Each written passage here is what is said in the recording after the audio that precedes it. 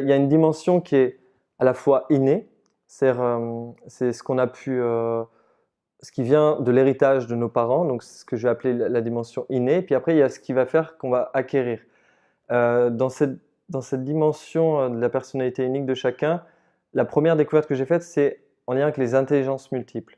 À savoir que notre cerveau, il n'est pas constitué d'une seule intelligence comme pouvait le mesurer le test du coefficient intellectuel, mais Howard Gardner, donc un chercheur américain en neurosciences, en 1984, il a fait cette découverte que notre cerveau contenait 8 formes d'intelligence.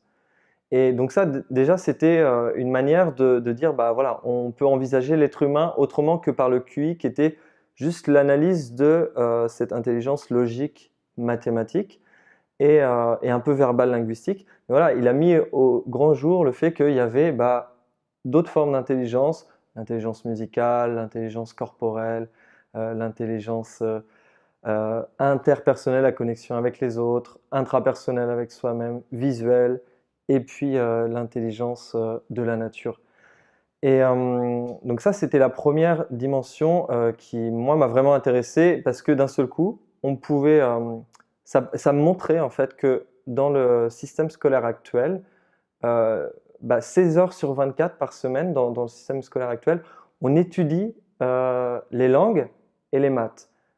Donc c'est ce qui correspond à 15% des jeunes en fait. C'est-à-dire que 15% des jeunes ont on va dire le cerveau qui est prêt, qui est favorisé pour ça, qui va plus facilement apprendre par le biais de ces deux matières-là.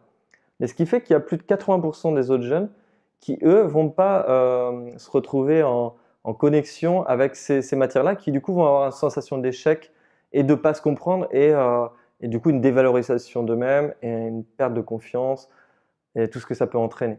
Donc ça, c'était la première phase, c'était la découverte des intelligences multiples. Ça m'a permis vraiment d'envisager l'être humain et les apprentissages autrement.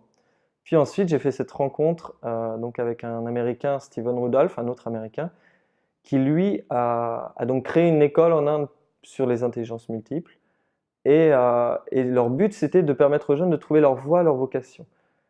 Et ils se sont rendus compte que les seules intelligences multiples, ce n'était pas suffisant pour permettre de définir pour quel métier on allait être, voilà, être le mieux équipé, quoi.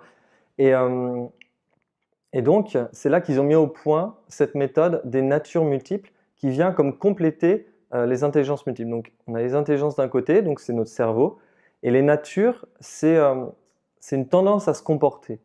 En fait, c'est la manière dont on va interagir avec le monde d'une manière. Pour moi, il y a vraiment ce mouvement qui fait comme ça. Comment je claque. Ok, j'ai des intelligences là qui sont là, mais après, comment est-ce qu'elles s'expriment? Et du coup, ça fait vraiment ce lien-là, les natures.